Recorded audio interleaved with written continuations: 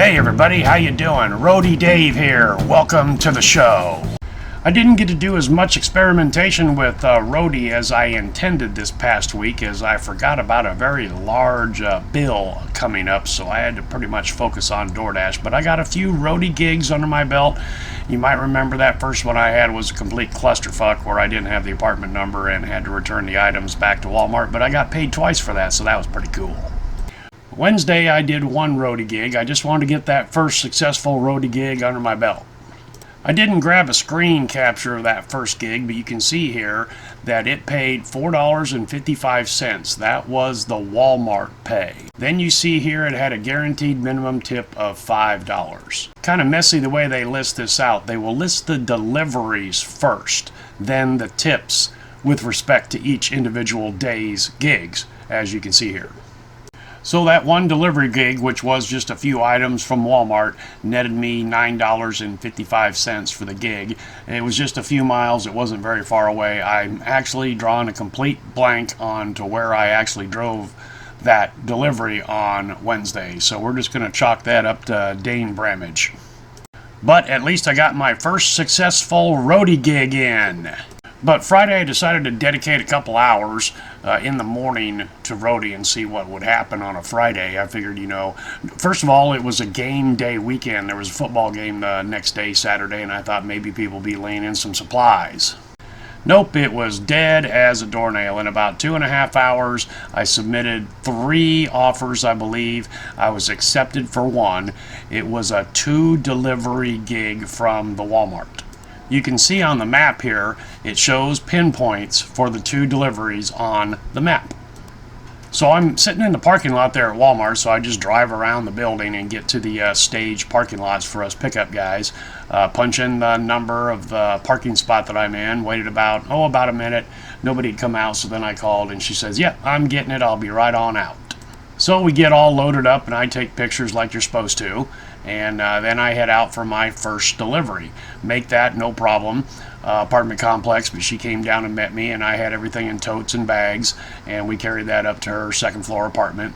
And then the next one, I went to another apartment complex. The door code didn't work, so I tapped that contact button and was expecting to get back with Walmart support like the first clusterfuck delivery that I had. Instead, the customer answers the phone. And I said, "Hey, the door code's not working." He repeated the door code, and I did it one more time. So apparently one of the numbers was sticking and the door opened up. But anyway, so I had mentioned before that you have no direct contact with the customer. That appears not to be true. What I find interesting is the first time I tapped on that contact button and made the call, either one, I was on the Walmart page, not the customer page, or the customer did not supply a number, in which case the contact number defaulted to Walmart support. But in any case, you do have a direct contact with the customers through the ghost numbers, just like with DoorDash, and I find that rather comforting, so we can get a hold of the customer if we need to. Say, "Hey, well, what's the door code? What's your apartment number?" Yada, yada, yada. So the Walmart pay for these 2 deliveries combined was $6.83. Kind of thin if you ask me. They were some pretty large orders. One had at least a dozen bags and the other had 8 bags. And you can see over here on the right, the guaranteed minimum tip combined for the 2 deliveries was $10. Below that, you see additional tip from recipient, $2. And that was there from the very beginning with a notation that the customer had the opportunity for about 24 to 36 hours after delivery to change that tip. I'm guessing either add or delete it completely. And she didn't change it, so I got that. So the combined total for both these deliveries in this 1-2 delivery gig came down to $18.93. All told, from beginning to end, probably took me a grand total of a half an hour, at the Walmart, loading up, taking the pictures, driving to the residences and unloading the groceries. Even with some minor snafus and getting a hold of that one guy was no big deal. So $18 for a half hour worth of work in about, I think, 5 miles. And then no more offers or anything for the next half hour, 45 minutes, and then I jumped into DoorDashing. So looking at the summary here, for the total week I had 5 gigs, racked up 13 miles in the gigs. for a total of $42.38. We see the gig pay clocked in at $25.38 and the tips came in at 17 bucks. The reason you're seeing a 0 up there on total earnings is my earnings have not yet been deposited in my bank account, which occurs every Tuesday just like with DoorDash. I haven't plugged this into a spreadsheet yet, but if we do the math, $42.38 divided by 13 miles equals $3.26 per mile.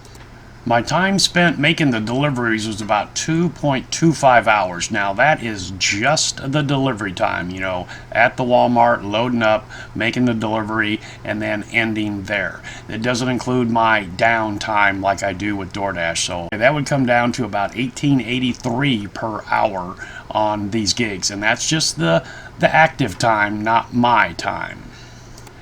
I do have notifications turned on the Roadie app, and Friday in about the mid-afternoon it was going off fairly regularly, but I've also noticed something with Walmart, and Walmart seems to be about the only merchant right now in Ames using the Roadie app.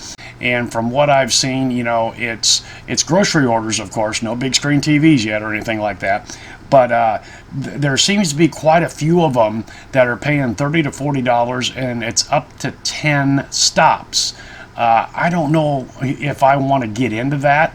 That seems to be something that could be ripe for dropping off the wrong bag. I mean, you're going to have to keep all 10 orders separate in your vehicle. Now, they do have tags and all that on each tote that comes out from Walmart that you can slap on bags, but you can see what I'm saying there. There could be some logistical errors there. But anyway, so hopefully next week I can dedicate a little bit more time, you know, a good 4 to 6 hour chunk, and see what happens. Again, I've got to learn the market just like I've had to learn the market with DoorDash. You know, what works, what is the days that are busy, what are the hours that are busy, and focusing on DoorDash, you know, it's kind of hard to do that. So I'm gonna have to dedicate some time in the next couple weeks here and, you know, run some 4 or 5 hour blocks on Roadie. And like I've said, I think here right now in my market it's just going to be filler work, not so much something that I can do on a specific day instead of DoorDashing, but we will see. I have to learn the market. Alright guys and gals, that's all I've got for you today. Hopefully you can take something from this video and put it to use for yourself. Thanks for coming along for the ride, and hope to see you next time.